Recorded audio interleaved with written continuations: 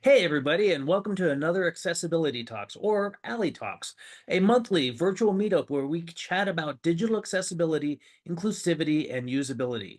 Each month, we invite a speaker to present a topic, and afterward, we invite the community to ask questions and participate in the discussion. I am your host today. My name is Mark Casillas. I am a uh, front-end developer at Interpersonal Frequencies. I use the pronouns he and him, and right now I am wearing a gray shirt, and I have kind of trying to get long brownish hair, so we're working on it. Want to point out that we here at the group are committed to creating a friendly and safe environment for all.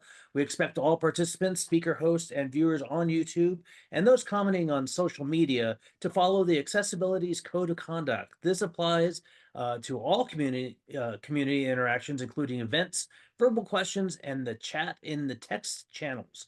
You can review the full code of conduct in our website. That's at A11yTalks, A11yTalks.com/conduct. Our goal is to foster a productive dialogue where participants can share and learn more from each other in an atmosphere of mutual respect. If you got questions, we love questions. This year, we're shaking things up. We're trying a new format. We're now inviting viewers to submit their questions ahead of each talk so we can incorporate them into a recording of the session. If you have any questions for the speakers, here's how you ask. During the live stream video, you can type your questions directly in the YouTube chat window, as always. If you're not watching live, you can still post your questions and then add them to the comment section in YouTube or share them on LinkedIn, Mastodon, or Blue Sky. Just make sure you use the tag at Alley Talks or # hashtag, whatever you want to call it, A11TALKS. Direct links to all of our social media platforms are listed on our website. We look forward to hearing from you. Huge shout out to our bronze sponsors, Agile Collective and Principal Financial Group. We super appreciate your support. And I also want to give a shout out to our Alley Cat Club members who donate monthly to Alley Talks as one-time donors or as monthly donors as well. We want to thank you for your financial contributions. The list of names there are some spectacular people.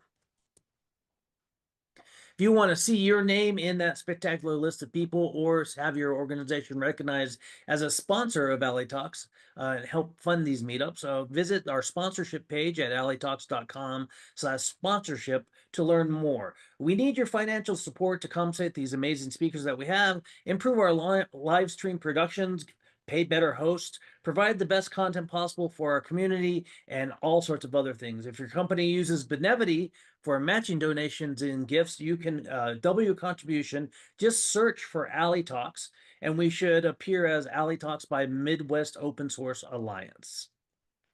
All right, today we have Sergei Kriger, a software engineer at ProSibian. Did I pronounce that right? ProSibian? ProSieben. Seabit. Yeah, okay. One day I'll learn how to talk.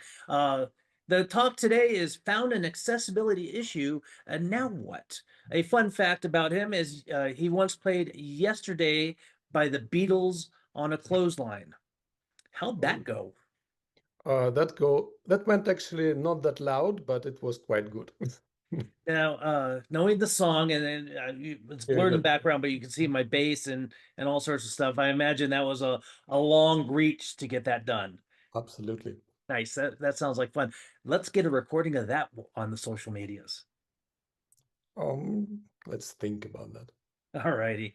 All right. If you want to go ahead and share your screen, the floor is yours. Hello everyone, my name is Sergei Kriger, and today I'm gonna share my personal experience on how I reporting accessibility issues that I regularly have to find. And when I find something, there are some tips and tricks I learned in my career, and today I will share them with you. So, a little bit about me. I'm working at the company called ProSieben and specifically at the project called Join. It's a streaming company for German-speaking countries. And we are building this project in many platforms, web, iOS, Android, TVs, etc. And I'm responsible as a part of a team for a web project. And as a part of my time there in that project, I'm busy with accessibility tasks. I'm handling everything from finding issues, reporting them, creating tickets, fixing them, or helping other developers or testers to fix or to test them, and also helping my team with automation testing and with manual testing when it relates to accessibility. Also, I recently, last year, actually got certified as a web accessibility specialist, which I'm glad about because the preparation time which I took seriously gave me that much that I didn't even expect, because I paired with people who wanted to take the same exam, and we learned together, and we learned really a lot in the process. And I started with my accessibility journey back in 2017, when I was actually forced to deliver accessible product. One reason for that, because no one else wanted from my team to do that, and secondly, we had to do that by contract, so we did that. And along the way, I learned how to do that. I liked that, and since then I already brought or was part of bringing several multiple projects to AA accessibility requirement. And this is something that I really enjoy doing. And my current role, it's not a full-time role, but a part-time. I spent some part of my time at the company doing accessibility job, as I already said. And the most important part of this job is reporting accessibility issues. So I'm going to multiple projects which our company owns, and then I'm doing audit, accessibility audit or assessment, how you call it, because it's still internal.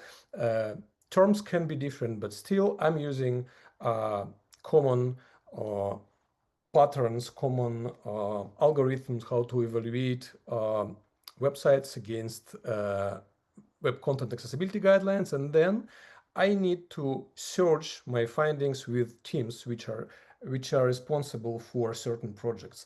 And this reporting will be the main thing that I would like to talk about today. And even though I'm responsible in my company for auditing multiple projects, on my place it could be you, because if you use a website that you like or a website you're working on and you found some issues, it no matter if you have to find issues or you don't have to find issues, but you found, and you are not the person who want to just, I don't know, put it under the rug. You want to report it and possibly explain team how to fix that. You can be in my place as well. You find an issue and need to know how to properly report it, because in my experience, reporting is the key thing here. Reporting is not about finding something. It only starts with finding. Reporting is communicating to people, and how you find a way how to pack your information and deliver it to their responsible team. This is the very important thing, because if you do it wrong, there is a huge chance that this issue will not be fixed. And now let's focus on the whole process as I see it. Again, it's my personal experience. When you found an issue, what are you going to do with that issue? Because finding, as I said, it's nice. What are you going to do with that issue after that? This is important.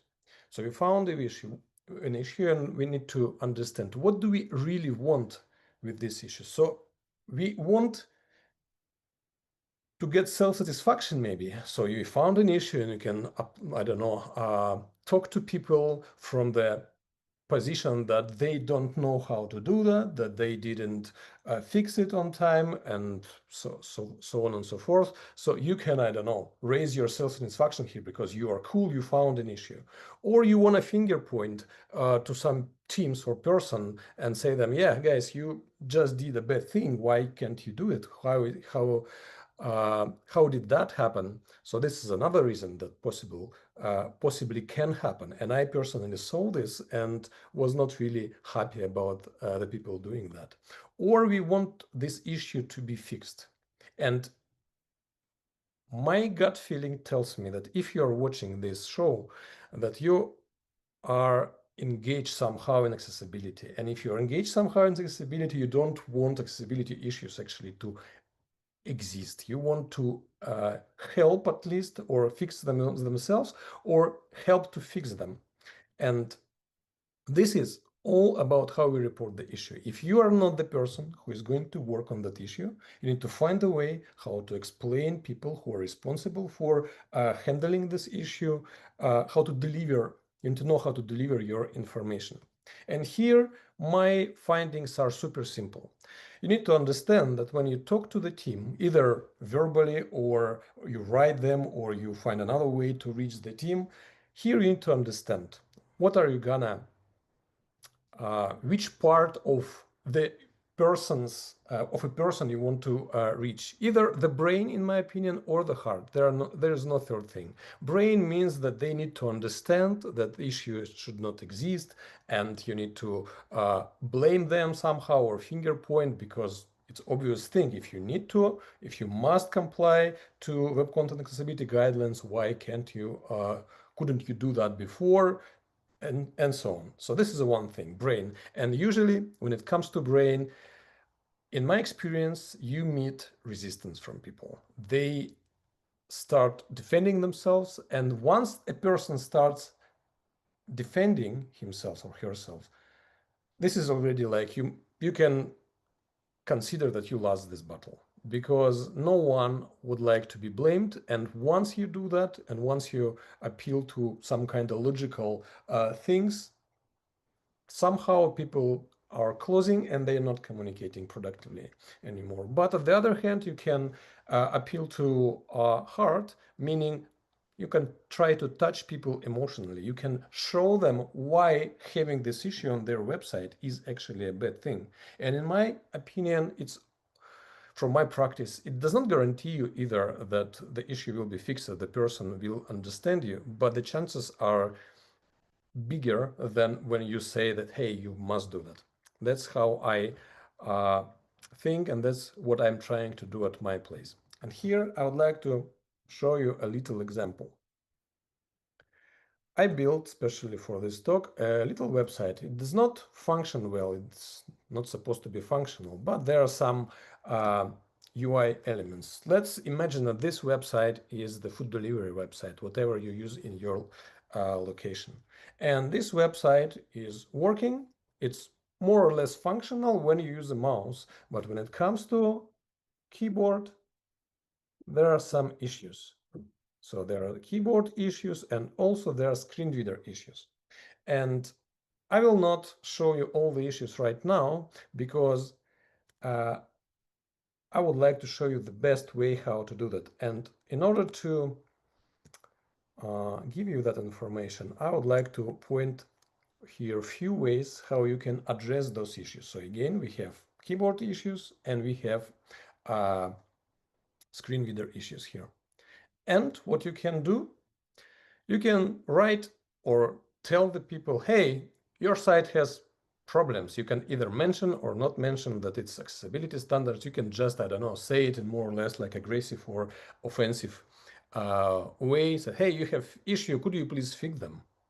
Of course, if person who will read this would be able to actually, I don't know, skip this aggression, the issue potentially could be fixed. But most likely people won't like this kind of tone, and they don't like reportings to be impolite. So I would say no one will even reply to you. At least when I report publicly, not publicly, but issues on the public websites, I do it time to time. People answering me only in those cases when I'm polite and I found the best way how to reach people. So in my opinion, it's not really helpful and not productive and not constructive and I don't know, ecological, as my girlfriend says. It doesn't work. People don't want to be blamed, and this, hey, can you fix them, does not help. So I would say this solution is not good. The next thing that you can do is to bring some arguments, what is broken, why it's broken, etc. You can do it in writing, and you can even attach the screenshots, because my experience shows that text is something that no one reads. We all are talking about documentation at the job places, right? The truth is, at least in my experience, no one reads texts. But when you talk to people, when you show them pictures or some kind of visuals, they are happy to see or listen. And in this example, which is better than the previous one, we attached a screenshot to our report and we use some kind of, I don't know, arrows and drawings in this screenshot just to point where exactly the problem is. And we explained in a simple words what's there. And also we offered people some way to contact us back. So if they have problems, they already know that they can be that they can reach you. And you can say that no one would actually respond you and no one will ask, but my experience shows that it's not the case. If you are polite and if you offer the help, there are chances that people will get back to you. And I had the situation and I helped with pleasure because it was my goal to fix the issue, not to blame the people. And they came and we talked and they fixed. Not everything that I reported, but anyway, it works. But there can be a better way how to report it.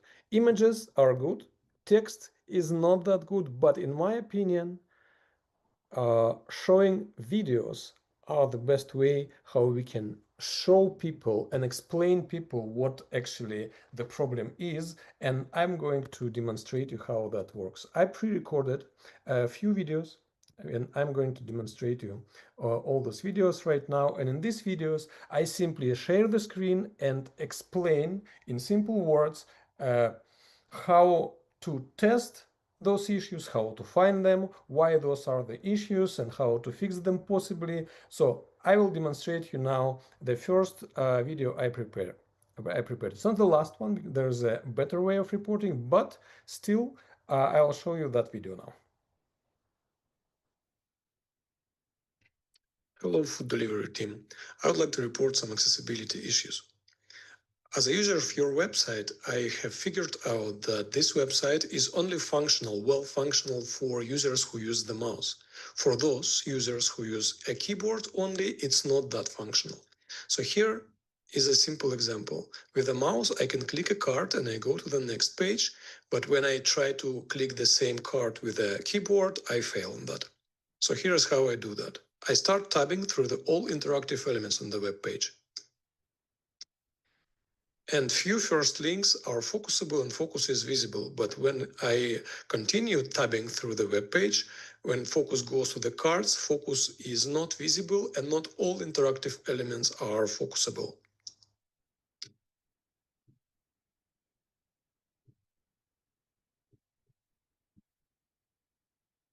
These buttons, add to basket buttons, they are focusable, but the whole card, the link around the whole card is not focusable because it's not a real link without href attribute.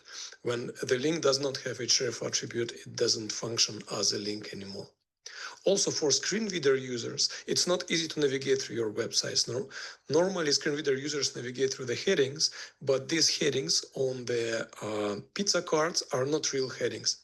That makes it impossible for screen reader users to navigate and find the pizza on the web page. Also, these add to basket buttons in all the cards, they have the same label. So if screen reader users focus on them and read the labels, listen the labels, it's not easy for them to identify which button belongs to each card. VoiceOver on Chrome. Food delivery, web content. Entering food delivery web content.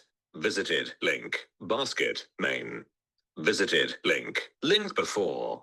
Add to basket, button, list 4 items. Add to basket, button, add to basket, button, add to basket, button, visited, link after, headings menu. 1. Food delivery. 2. Pizza. Visited, link after. VoiceOver off. Also, these issues are not only about users. These issues violate some accessibility standards, which makes it quite dangerous from the legal perspective. Thank you very much.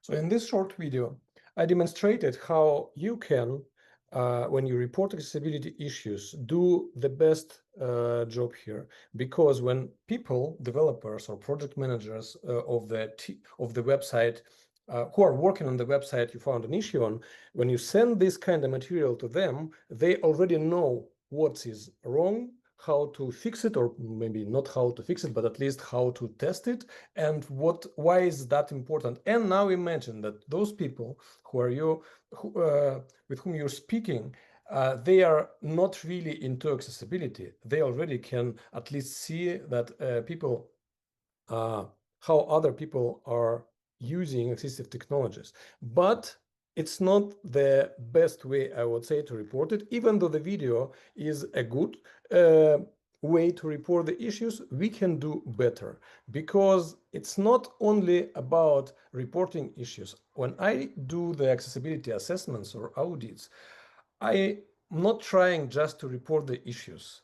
I'm trying to show the reasons for those issues, and possibly, if situation allows me, I'm trying to suggest the solutions, because it might be, and I've been in the situation many times. My team, when I'm working on those people from my team, they at the beginning didn't know anything, or maybe not that much, about accessibility, and it took for me, I don't know, hours, days, and weeks to actually share my knowledge with them. And I feel this pain when person knows that he doesn't know something and needs to learn something, and the thing here is to help people. Yes, we can do it better, and in this case we will still record the video, but we will include some educational moments here. We need to find the proper words and intonations, how to propose a solution for the issues we found. And I'm going to start another video, which is, in my opinion, the best way how we can address the issues. And if you ask, am I recording this kind of videos?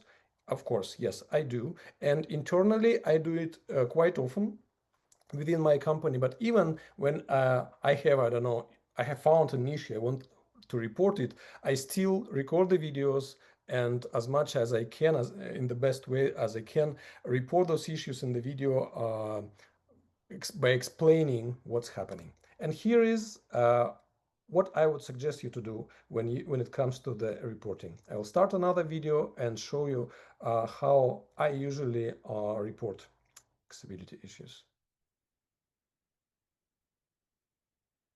Hello, food delivery team. I'd like to report some accessibility issues. As an active user of your website, I have figured out that functionality on the website only fully functional if you use a mouse. For keyboard users and for screen reader users, the functionality is not fully available. That makes it impossible for users to use your website and to buy your products. I took a liberty and fixed some of the critical issues in the browser, and I'd like to demonstrate you how that works. So in my code editor, I have prepared a piece of code which I will inject into developer tools in the browser and demonstrate you the improvements that I made on your website with that code. I introduced a skip link. The problem that this link solves is for screen reader users and for keyboard users. When they don't want to click through all interactive elements in the cards and they want to go further, there is a way for them to click that link. Focus will get to the first active element after the pizza list, and then they can go further. Another problem which I fixed was focus style. Now all the interactive components are styled well. They change their visual appearance once get focused. So this is a second problem. And then there are some also screen improvements for screen reader users. Now I will start my screen reader. VoiceOver on Chrome. Food delivery. Google Chrome. And try to navigate the website with the headlines. Headings menu. Application. So you can see that there is a list of headlines here. 2. Pizza. 3. Pizza Margherita. 3. Pizza Marana. 3. Pizza Delicious. 3. Monaco Pizza. 2. 1. Food delivery. Closing. Headings menu. Food delivery. Selected. Tab. Heading visited. Link. And now I'll try to navigate with the screen reader and a keyboard through the pizza list. Visited. Link. Skip pizza list. Pizza. Region. Visited. Link. Heading level 3. Pizza Margherita. Price. €7.50. Rating. 4.4. 78. Delivery time. 30 to 50 minutes. Delivery price. €2 delivery. List 4 items. Add to basket. Pizza Margherita. Button. Visited. Link. Heading level 3. Pizza Marano. Price. €9. Rating. 4.3. 26. Delivery time. 20 to 40 minutes. Delivery price. €2 delivery. You add to basket. Pizza Marano. Voiceover off. I will attach my findings with the code example and the links to violated accessibility standards to my report. Thank you very much. And here we go. This was the video. In my opinion, the best way how we can report accessibility issues. And let's go a little bit through that video, and I will demonstrate you what was there in that video. So what I did, I not only showed where the errors are, where the issues are, even though I not how to say that. I didn't only showed the way how I found the issues, but also I've fixed them in my browser, and I do that quite often when I have a possibility to update something in the developer tools. I do that, and then I quickly fix them in my browser and I demonstrate them. So this is the first thing that we can do. We can show the solutions already, and also we can show people how we use assistive technologies, for example, screen reader, when we are testing. So I attached a video of me testing with a keyboard and screen reader. I attached video of my hands, what shortcuts I'm using, etc. So this is already like a better way. If you cannot record 2 videos in one, it's okay. Even if you say what exactly you are doing while testing. And also I offered some solutions which cannot be considered as issues. For example, skip link in this particular example is not needed, but I consider this skip link as a good thing, so I propose them some kind of solutions. And this is how I would recommend you to do your accessibility testing and reporting. So let's summarize. What is a good report when it comes to accessibility reporting? Good report, in my opinion, is visual. It's nice to write text, of course. It's nice to talk to people, but sometimes it's not enough, because talking in real life, it might be not the best way how people would like to communicate to you. But if you make it visual, if you support our report with the screenshots or with the videos at the best, that's already a good thing. The good reports are emotional. Emotional, in my opinion, here is the way how we showing, the way how we're presenting. So we are saying that this is the way how blind people, for example, will be using that. If you are, I don't know, creative enough, you can get your screen blank, like a black, completely black, and then see show all the testing on a completely dark screen. It's gonna be even more emotional. But anyway, people would need to, in order to get the information, they would like to probably to see you testing as the real user. So you pretend you are a blind user, you are testing with the tools blind user using, etc. So don't just tell, hey, learn screen reader and test it. Show it and explain it. Also, the good report is constructive. We really need to understand and remember, what are we going to achieve? What are we trying to do with those issues? If we want to offend people, yeah, we can do that and say, hey, you didn't fix the issues, bad for you. No, that doesn't work. People would not like it and would not fix it and probably deprioritize it if they are not legally obliged to fix them. But if you find polite and proper and warm words, and you are not kind of trying to hit them, but you're trying to help them and support. If you show your support, they will most likely be open to your information, and sometimes they even will get back to you and ask questions. I had these examples. It was really like nice cases.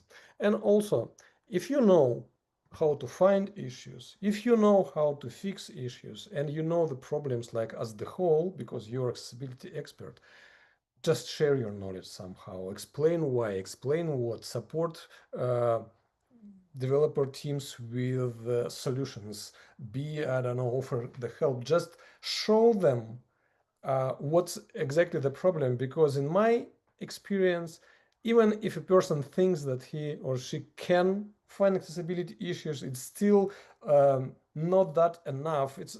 People usually don't have that enough knowledge like we accessibility experts have, because this is our passion. For them, it's just to work, help them, teach them, I don't know, support them.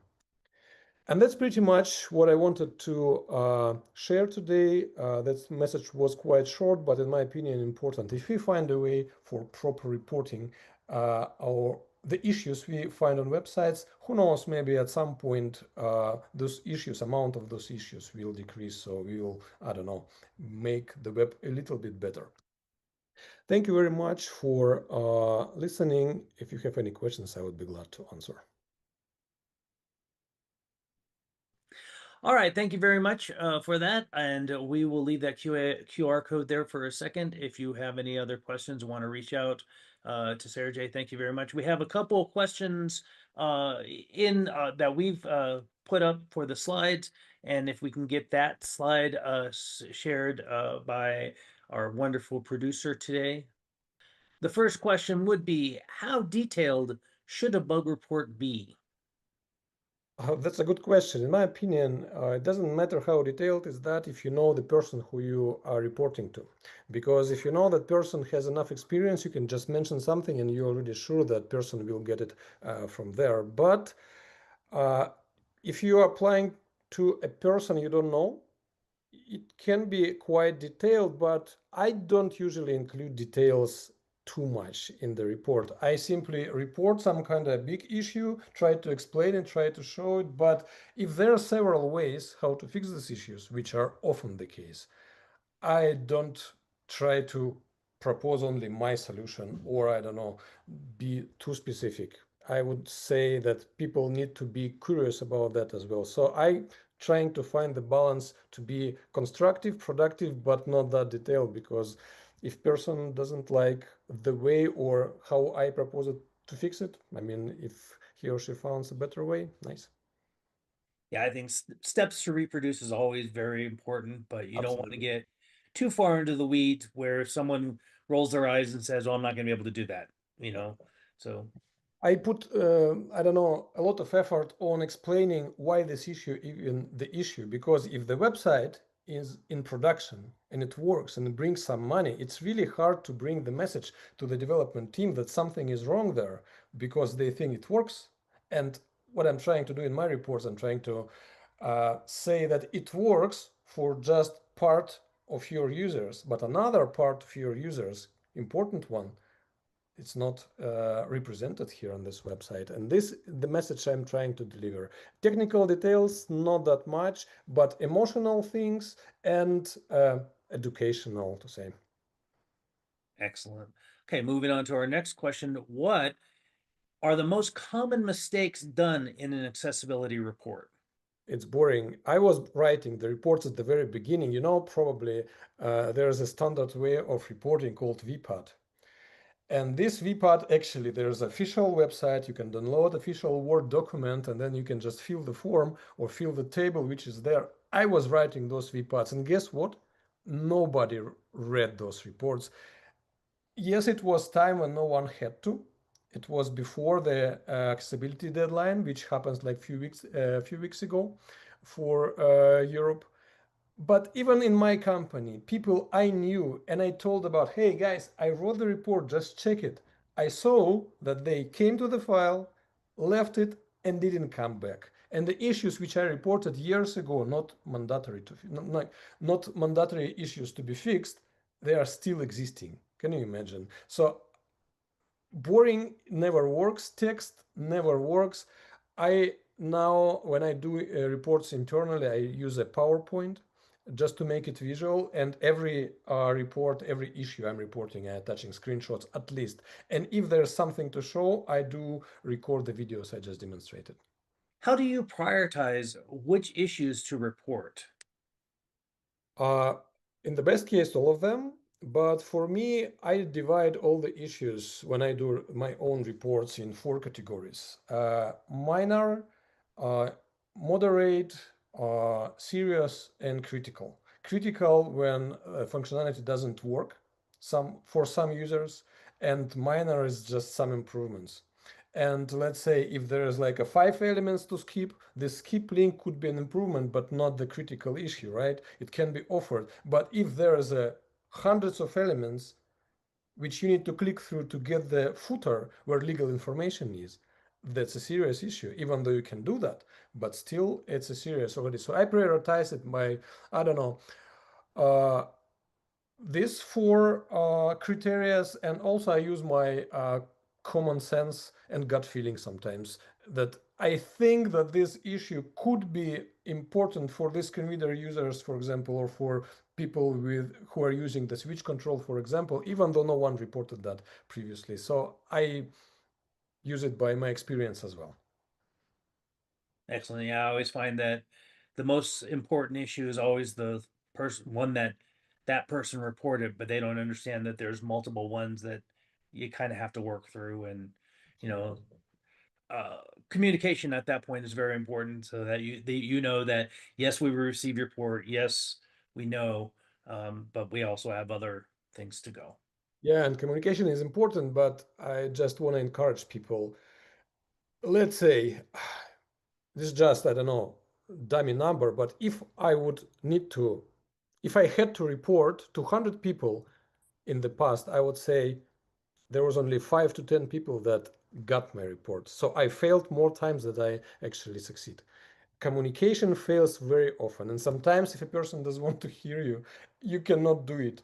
You report it, you forget it. But still, I don't see any sense to do it in a bad way.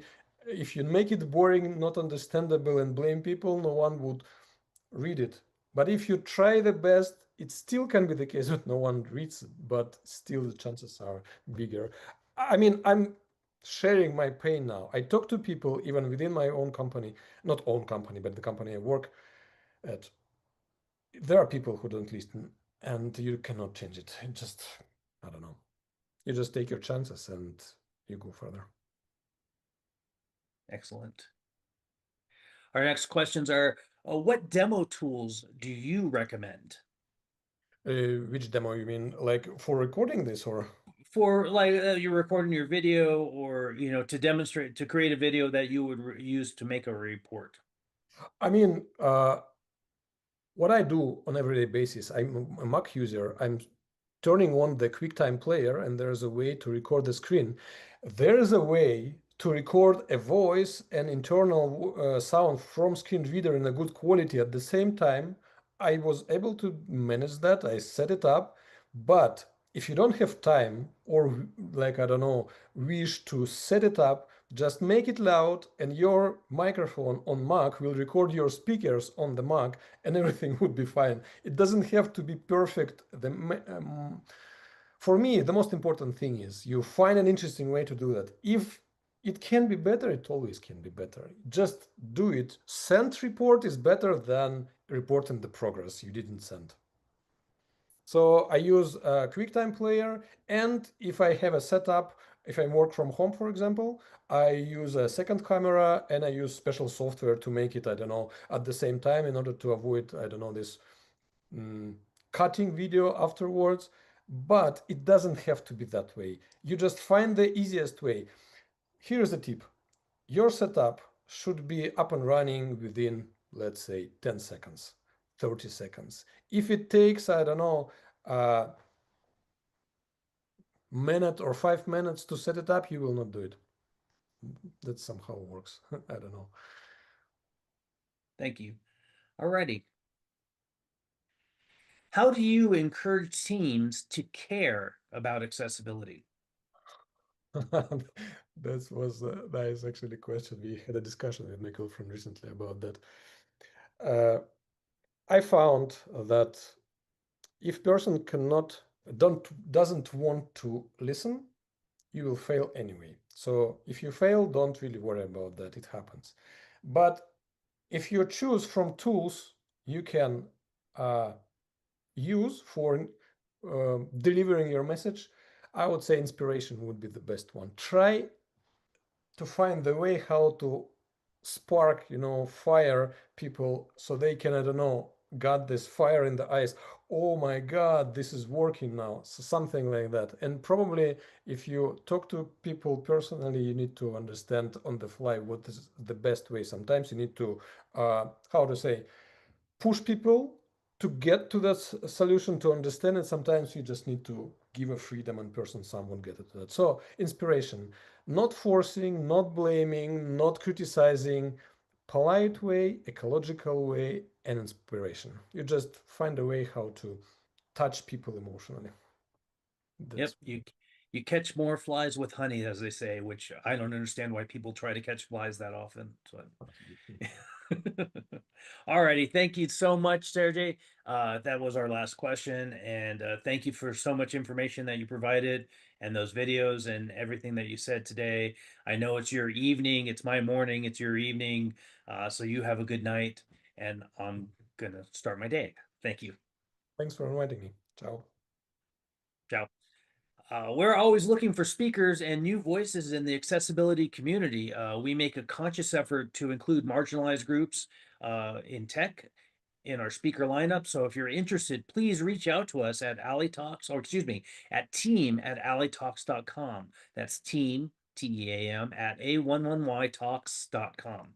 And for those of you with IAAP certifications, A11yTalks speakers, attendees, and everybody receive professional development credits, that's the CAECs, through the IAAP for your continuing education if you so would like those. We're also looking for feedback. If you like what we're doing, or if you have some kind of constructive criticism, feel free to go to A11yTalks.com/feedback to share your feedback, and then or tell us what you really think. We do value input, and we do look at these requests all the time. If you want more from us, you could follow the YouTube channel at the button below, and never miss a talk at YouTube/C/Accessibility Talks. You can follow us on LinkedIn's in Alley Talks. The link is there as well. And then you can follow us on Blue Sky and Mastodon. We're on the mastodon.social at Alley Talks, and then Blue Sky alleytalks.com as our website. Thank you so much for attending, and we will see you next time.